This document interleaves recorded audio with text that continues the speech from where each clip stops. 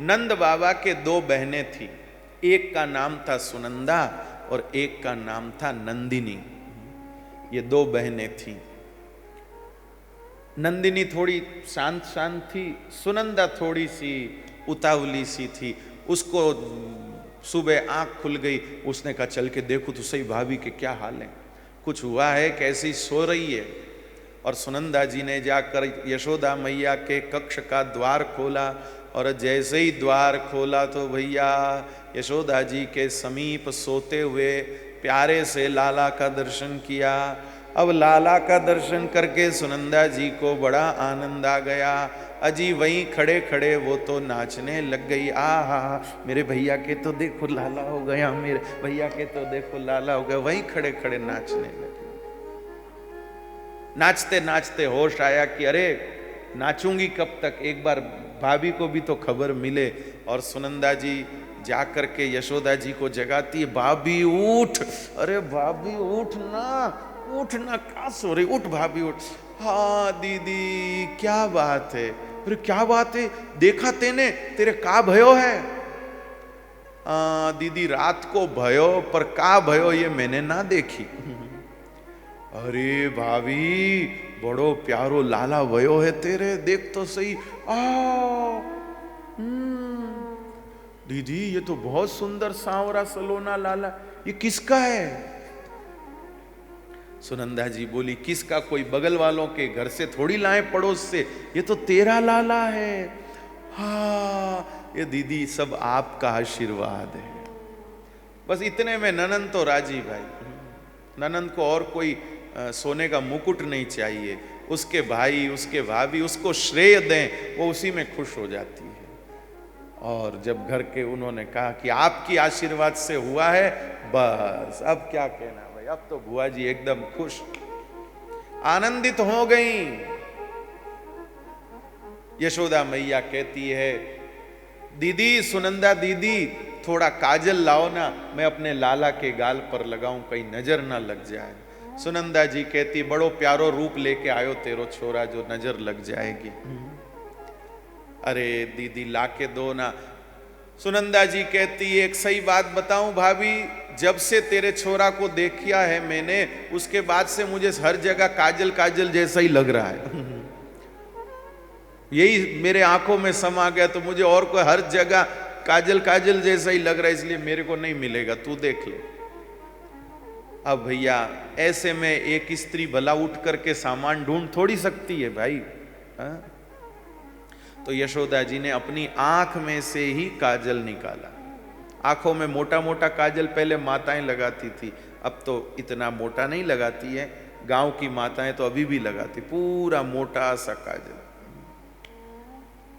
अभी एक दिन हमारे गोपाल जी जो ये बेंजो बजाते, उन्होंने हमारे भी लगाया काजल, करीब 7-8 दिन तक लगा रहा, इतना मोटा मोटा डाल दिया। तो 7-8 दिन तक जो है आंख में वो लगा रहा।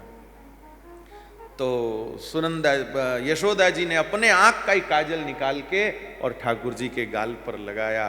ठाकुर जी किलकारियां भरने लगे। माँ यशोदा ने झट ठाकुर जी को गोदी में ले लिया और इधर हमारी सुनंदा दीदी भक्ति भई पहुंची, भैया भैया भैया भैया भैया भैया भैया। नंदराय जी का नियम था, सुबह उठते ही सबसे पहले गौशाला में जाते थे गो दर्शन करने के लिए, गो दर्शन करने के लिए। हम लोग सुबह उठते ही हाथ देखते हैं ना, बोलते हैं वो श्लोक बोलते, कराग्रे वसते लक्ष्मी, कर कर मध्य सरस्वती, कर मूले तू गोविंद, प्रभाते कर दर्शनम। पर नंद राय जी कहते थे खाली हाथ देखेंगे तो 3 देवता दिखेंगे, चल के गाय का दर्शन करते पूरी देव सृष्टि दिख जाएगी, पूरी देव सृष्टि दिख जाएगी। इसलिए नंद राय जी उठ के सीधे गौशाला जाते थे, सीधे उठ करके गौशाला जाते थे भाई। आंख खुलते ही किसी शुभ का दर्शन हो भाई, ऐसे नहीं कि आंख खुलते ही मोबाइल लेके शुरू हो जाए, कहां क्या हुआ कहां क्या हुआ। आंख खुलते ही शुभ का दर्शन करें, श्री हरि का दर्शन। तो सुनंदा जी आई, भैया भैया भैया। नंद राय जी ने कही रे, अरे सुनंदा काहे भक्ति भक्ति आई है, तेरे पीछे का सुबेर सुबेर को भूत लग गयो का। सुनंदा जी मन ही मन कहती है, भूत नहीं आपका पूत। हाँ, क्या बात है सुनंदा, क्यों आ रही है चिल्लाती हुई, क्या घटना घटी है। भैया पहले सांस लेने दे। अब सुन भैया, बहुत जबरदस्त खबर लाई हूं भैया, इतनी बढ़िया खबर लाई हूं, सुनोगे तो नाचने लगोगे। अच्छा ऐसी क्या खबर लाई है भैया, क्या बताऊं। भैया मैं सुबेर को उठी। अच्छा सुबेर को तू उठी? हाँ मैं सुबेर को उठी। फिर भैया है ना, मैं उठ करके और मैंने कही चलो भाभी का कक्ष, जरा भाभी को मिल आए। तो मैं भाभी के कक्ष में गई और भैया मैंने वहां जाकर के और भाभी का कक्ष खोला। अच्छा फिर क्या हुआ? कक्ष तो खुल जान दे। और धीरे धीरे धीरे धीरे धीरे धीरे मैंने कक्ष खोला और जैसे ही मैंने कक्ष खोला, भैया क्या बताऊं, जो मैंने देखा, आ हा, अरे बावरी आ हा ही करती रहेगी, कछु मोय बतावेगी। भैया क्या बताऊं, इन आंखों ने देखा पर आंखें बोल नहीं सकती और ये मुंह बोल सकता है पर देख नहीं सकता। क्या करूं भैया, जो मैंने देखा भैया, ओहो हो भैया। पहले तो मैंने सोचा कि तुमने रात को भाभी को कोई उपहार दिया है, वो उपहार भाभी के पास में रखा है, लेकिन जब मैंने नजदीक जाके देखा तो वो तुम्हारा दिया हुआ उपहार नहीं था, वो तो भैया किसी कोई अलौकिक का दिया हुआ कुछ उपहार था। अरे बावरी क्या था, तू पहेलियां ही बुझाती रहेंगी कि मुझे झटपट बताएंगी? सुनंदा जी ने कहा पहले बताने पे क्या देगा। नंद बाबा कहते तुझे ऐसे मौके पे भी तेरा लालच नहीं जाता? अरे तेरे को जो लेना हो सो ले लेना, ये मेरा पूरा गांव तेरा, बस और क्या लेगी तू? है पूरा गांव तेरा है, जल्दी से बता क्या हुआ।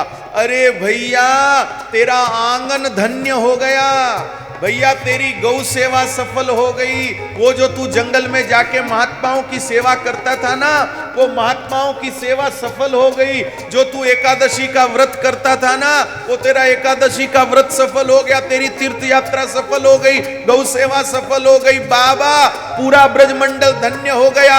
मेरे को तो लगता है हमारा पूरा कुल धन्य हो गया, अपने सब पितर तर गए। बाबा मेरे को तो लगता है पूरी सृष्टि धन्य हो गई, पूरा जग धन्य हो गया। बाबा न देखा न सुना ऐसा सुंदर सांवरा सलोना प्यारा दुलारा अनूठा अलौकिक अनोखा भैया तेरे लाला हुआ है।